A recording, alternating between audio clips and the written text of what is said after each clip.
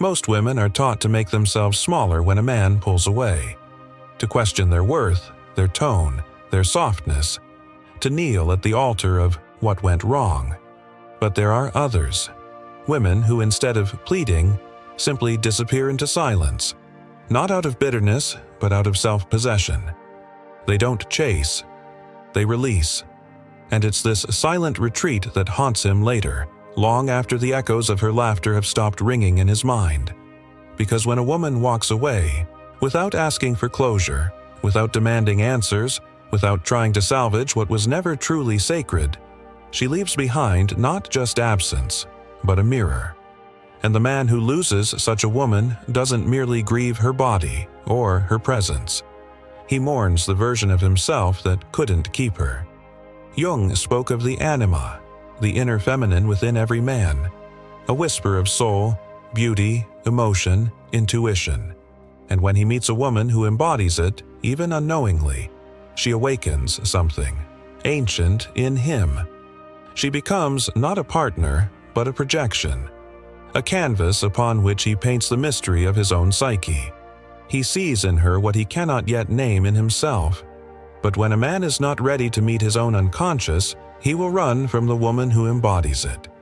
Her emotional depth will feel like a storm too vast to navigate. Her gaze will pierce through his masks, and instead of gratitude, he will flinch. Because the ego fears dissolution, and she, simply by being, threatens to dissolve it. And still she does not chase.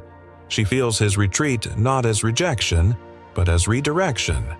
Her worth is not tethered to the comfort of being chosen, nor the fantasy of being needed. She knows that to beg for love is to betray the very essence of it. So she becomes the absence he cannot explain.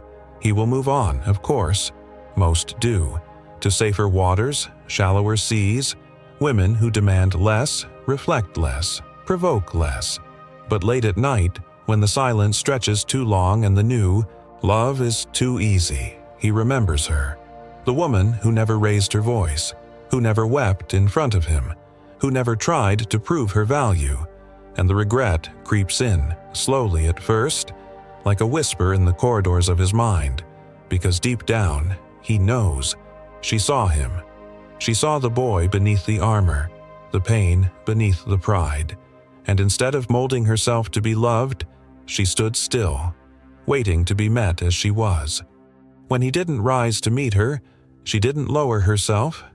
This is the kind of regret that no apology can dissolve, because it is not just about what was lost, but who he had to be in order to lose her. You see, some women don't leave to teach a lesson. They don't weaponize silence. They walk away because staying would cost them their soul. And this kind of departure, is sacred. He will analyze her detachment, mistaking it for coldness. He will tell himself she never cared, because that is easier than facing the truth. She cared deeply, but she cared for herself more, and therein lies her power. In Jungian terms, she has begun the process of individuation. She no longer seeks wholeness through another. She does not yearn to be completed, for she has met her own inner masculine. The king within her bows to no man who cannot stand beside her in his own sovereignty.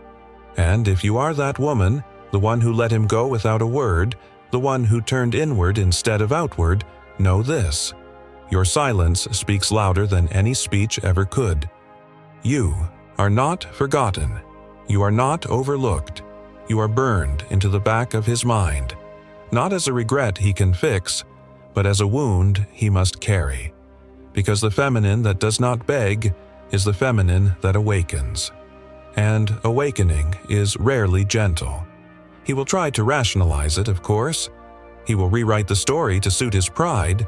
Perhaps he'll say she was too much, or too distant, that she moved on too fast, or never really loved him. These are the comfortable lies a man tells himself when he is not yet ready to face his own shadow. The disowned parts of him she mirrored back with unbearable clarity. In Jungian psychology, the shadow is everything a man refuses to see in himself: his fears, insecurities, wounds. And when he meets a woman who doesn't beg, who doesn't cling, who doesn't collapse into him for safety, he feels exposed, because she does not depend on him to feel whole. She does not need his validation to breathe, and in her independence he sees the outline of his own emotional immaturity. She becomes the symbol of everything he is not, but could be. Her composure in the face of abandonment, her refusal to bargain for love, her grace under the weight of heartbreak. These qualities are not weaknesses. They are strength disguised as silence. When she let go, she wasn't giving up. She was choosing peace over performance. She was choosing growth over grip. And though he may have interpreted her surrender as disinterest, what he missed was the greatest act of self-respect: to love without losing oneself. You see, most men have been conditioned to believe that love must look like sacrifice, that if a woman isn't fighting to stay, she must not care. But that belief is a projection of his own fear of inadequacy, because deep down, he does not believe he is enough to be loved without being needed.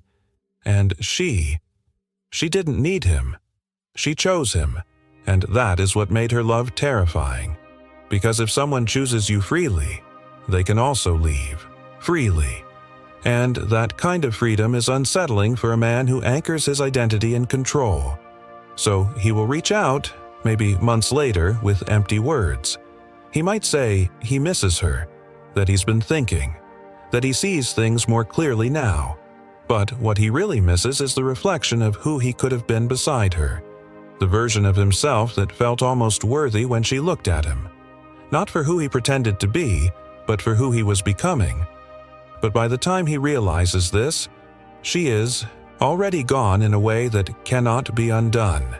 Not because she hates him, not because she seeks revenge, but because she has alchemized the pain into power. She no longer mourns what didn't bloom. She has become her own garden. A man regrets losing the woman who never begged, not because she played a game, but because she refused to, because she didn't weaponize love or manipulate absence. She simply stood still in her full feminine radiance and let the truth unfold. And when it did, when he chose ego over connection, she didn't try to rearrange herself to be more palatable. She is the rare kind of woman who understands that love must be rooted in mutual recognition, soul to soul, truth to truth. And when that is not present, she does not perform affection to soothe a fragile man. She leaves with her dignity intact. Some call her cold, others call her high maintenance, but these are just names men give to women they could not control. And what about you, the one listening now?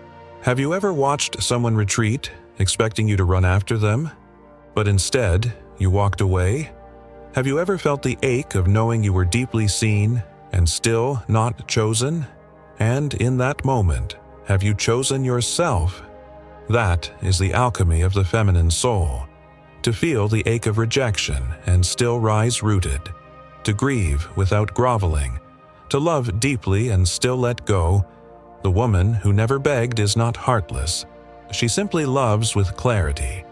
And clarity is often mistaken for cruelty by those still addicted to confusion. He will learn this in time, that the woman who loved him silently and left him silently is not the one who disappeared too soon, but the one who stayed too long in a place that had already gone numb. She was not a phase. She was not a test. She was the mirror of his soul, and losing her wasn't just a mistake. It was a message. And the message was this: not every woman who loves you will wait for you to evolve. Not every soul that crosses your path is meant to remain tethered until you're ready to see them clearly. Some arrive as lightning, sudden, undeniable, illuminating the darkest corners of your being, and then vanish, leaving behind a silence that speaks louder than memory. He begins to notice the difference in the women who follow. Their affection may be louder, their presence more obvious, but something is missing: depth, mystery, the unsettling feeling of being truly seen. And though his life might appear stable, composed, even successful, there's a corner of his mind where she still lives, not as the woman he lost, but as the version of love he couldn't hold. Jung teaches that true union, the sacred marriage, is not just a physical or romantic bond. It is the coming together of the conscious and the unconscious, the known and the mysterious. She was that bridge for him, the rare woman who could walk between his world and the one he refused to enter. But he did not walk beside her. He stood at the threshold, afraid of her depth because he hadn't faced his own, afraid of her boundaries because they reminded him of his lack of self-control, afraid of her love because it required him to be naked, not just physically but emotionally, spiritually, existentially. And so he rejected the very thing he craved most. This is the quiet tragedy of many men. They mistake grounded women for unattainable ones. They confuse sovereignty with arrogance and emotional intelligence with manipulation. But, in truth, she was none of those things. She was simply whole. She did not ask him to complete her. She did not collapse under the weight of his indifference. She stood in the fire of his confusion and chose not to burn. And when it became clear that he would not meet her in that fire, she walked away with grace, not resentment. Now, months, maybe years, later, he scrolls through remnants of her life, piecing together her new chapters. A photograph here, a quote there. Maybe she's radiant in a new city, surrounded by people who understand her language. Maybe she's found a partner who knows how to hold space, not just take it. Or maybe she's still alone, but not lonely. Because her solitude is not empty, it is sovereign. And he wonders, what if I had just stayed? What if I had just softened?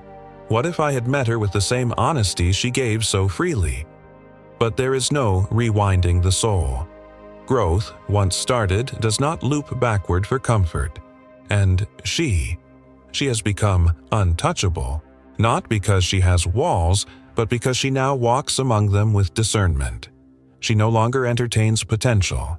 She seeks presence, no longer seduced by words, but anchored in action. This is the woman who triggers regret not because she punished you, but because she didn't. She didn't rage. She didn't chase. She didn't beg. And in that vacuum, you were forced to confront the echo of your own choices. You begin to understand that she wasn't just a woman. She was a threshold. And when you walked away, you weren't just leaving her. You were abandoning the version of yourself you could have become through her. She held space for your transformation, but she would never hold herself hostage to your timeline. That's the lesson. And if you're listening to this, if the words are cutting through something inside you, maybe you're the man who let her go. Or maybe you're the woman who did the leaving, unsure if it was strength or surrender. Let this be the confirmation. It was strength. Silent, divine, unshakable strength. Because the feminine that walks away in peace leaves behind a storm in the hearts of those who mistook her stillness for indifference. She didn't need to raise her voice. She was the message. And the man who loses a woman like that doesn't just lose a relationship. He loses the mirror to his own unlived potential. Eventually, something inside him cracks. Not all at once, but slowly, imperceptibly, like the erosion of stone under dripping water. It might happen on an ordinary Tuesday. He hears a song she once played, walks past the scent she used to wear, or watches a woman laugh in a way that reminds him of her. But it's not her. It never is. Because what he truly lost was not just a woman. It was a portal. A sacred door into a deeper self. And that door does not reopen when regret finally learns how to speak. You see, there are two kinds of pain. The kind that wounds and the kind that wakes. Losing her delivered both. She was the mirror he turned away from. And in doing so, he turned away from the version of himself that could have been born through love that demanded nothing but truth. Jung understood this well, The pain of not becoming who we were meant to be is perhaps the deepest suffering of all. And when a man feels that pain, not as a punishment, but as a consequence, it begins to shape him. He starts to peel away the masks. He questions the narratives he used to live by. The stoic silence that once protected his ego now feels like a cage. The emotional distance that once made him feel powerful now isolates him. He realizes, far too late, that to lose a woman who never begged is to lose the chance to rise into a man who never needed to be begged. And her silence, it still haunts him. Because silence is not absence. It is presence without performance. It is love without bondage. It is the echo of dignity. She did not need to tell him she was enough. She knew it. And now, so does he. But knowing it now doesn't bring her back, because the woman who never begged has moved beyond the dimension where apologies matter. She has tasted the power of not chasing. She has learned that love is not about making someone stay. It is about honoring the self enough to let them go when they no longer align with truth. Her heart is not hardened. It's simply not open to negotiation. Not with those who want her light, but not her fire. Not with those who romanticize her softness, but recoil at her storm. And make no mistake, her love was a storm. Not the kind that destroys, but the kind that cleanses. The kind that breaks what is false so something true can emerge. She wasn't difficult.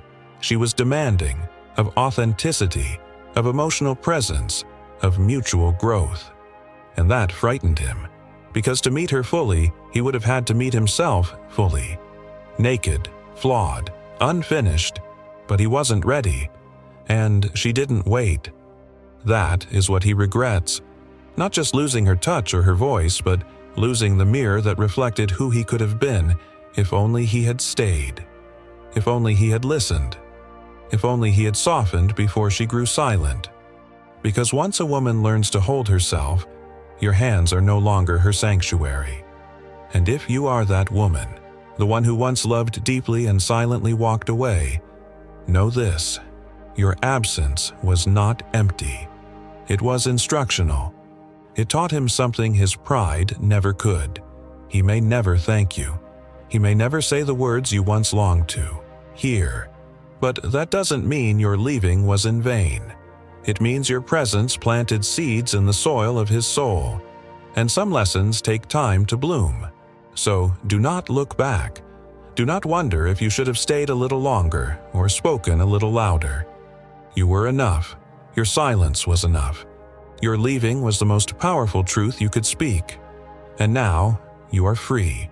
Free from the need to explain your worth. Free from the cycle of proving yourself lovable.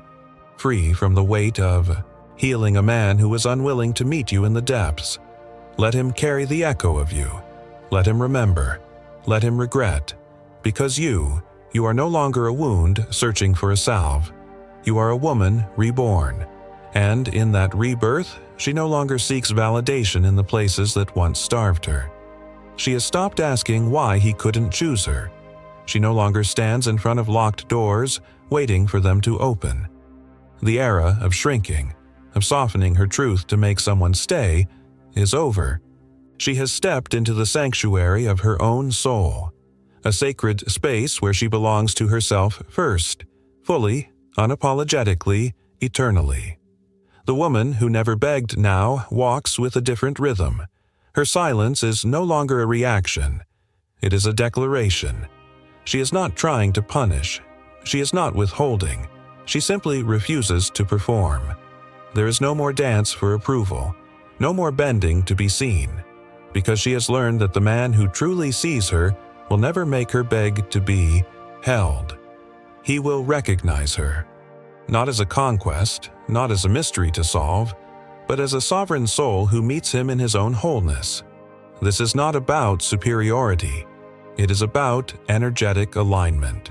She has become a woman who vibrates beyond fear-based love, beyond attachment that masquerades as connection, beyond relationships rooted in avoidance, ego, or performance. And so, she attracts differently now. Not because she's changed who she is, but because she's remembered who she was before the world told her to dim her fire, before heartbreak taught her to question her depth, before society trained her to apologize for being too much. In her stillness, she has met the most sacred lover, her own reflection. And that love, the love she's cultivated within, cannot be imitated or stolen. It is the kind of love that makes her radiant, magnetic, untouchable. So when he regrets, it is not just the loss of a woman. It is the loss of this self-contained universe of emotion, intuition, devotion, and fire. He doesn't just miss her touch, he misses the way he felt in her presence, as if for a moment he had stepped outside time and glimpsed the divine. But such moments require reverence, and he had none. He treated sacred soil like common ground.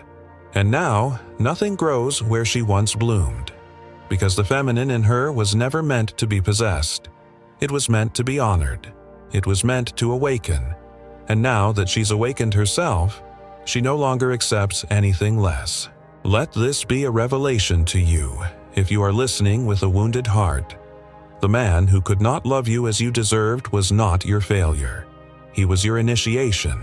He came not to complete you, but to break the illusion that you were incomplete. And once you break free from that illusion, you begin to see clearly. You begin to remember that your power was never in your ability to hold on. It was always in your ability to let go. That kind of woman is dangerous, not because she harms, but because she heals. And healed women are unpredictable. They don't play roles. They don't chase illusions. They don't stay where their soul is starved. They walk away, softly, silently, completely. And in doing so, they create the space for true connection to arrive. The man who is ready for her does not need her to beg. He does not need her to explain. He meets her where she is with presence, with depth, with stillness. Not to save her, not to claim her, but to stand beside her as equals in power, in purpose, in peace. Until then, she waits for no one. She dances alone beneath moonlight. She laughs with women who speak her language. She builds, creates, nourishes. She embodies the full expression of her spirit. And when the memory of her lingers in his mind, as it inevitably does, he will know the truth he once avoided. She didn't disappear. She ascended. And now, from the mountaintop of her becoming, she looks down not in bitterness, but in stillness. There is no vengeance in her gaze, no secret hope that he returns, pleading for the chance he once squandered, because something far deeper has unfolded within her. She has transcended the need for recognition, for closure, for justice. There is no part of her that still wonders why he couldn't love her right. That question, once heavy in her chest like an unanswered prayer, has dissolved into silence. Not the silence of suppression, but of sacred knowing. The truth is this: some men cannot meet a woman where she stands, not because she is too much, but because they have yet to meet themselves. And she simply required his presence, his truth, his depth. Not perfection, just presence. But he showed her absence. So she learned how to fill the spaces he left behind, not with substitutes, not with distractions, but with herself. Her own breath became the lullaby. Her own strength became the shelter. Her own heart became the altar she bowed to. This is the journey of individuation, not becoming who the world tells you to be, but who you already are beneath the layers of fear, attachment, and programming. In losing him, she found something far more valuable: the unwavering truth that she is enough. And for him, the haunting continues. Not in nightmares, but in waking hours. In quiet moments when the noise dies down and all that remains is the echo of her stillness. He will replay their final conversations, searching for signs, clues, a moment he might have turned things around. But there is no moment. There is only the irreversible turning of a tide. She has crossed the inner threshold. And once a woman has entered her own temple, no man can summon her back with empty hands. So he learns, slowly, painfully, that love is not about keeping someone close through guilt or performance. It is about standing in such truth that the other can rise beside you without losing themselves. He learns that silence can be the loudest goodbye. And she no longer lives in reaction. Her life is not a response to what he did or did not do. She creates now, not out of lack, but out of fullness. Her joy is not borrowed. Her radiance is not conditional. She chooses who enters her world now, not from a place of fear, but from a deep, embodied trust in her own discernment. And when love returns, if it ever does, it will not find her waiting. It will find her rising. There will be no door left ajar, no trail of breadcrumbs, no secret hope tucked beneath her ribcage. Only the wide open sky of her soul, untethered and whole. She is the woman who never begged. She is the woman who held her silence like a sword. She is the woman who alchemized heartbreak into sovereignty. And he is the man who once stood in the presence of the divine feminine and blinked. He did not see her then, but he sees her now. And it is too late. Because the woman who knows her worth doesn't chase, she chooses.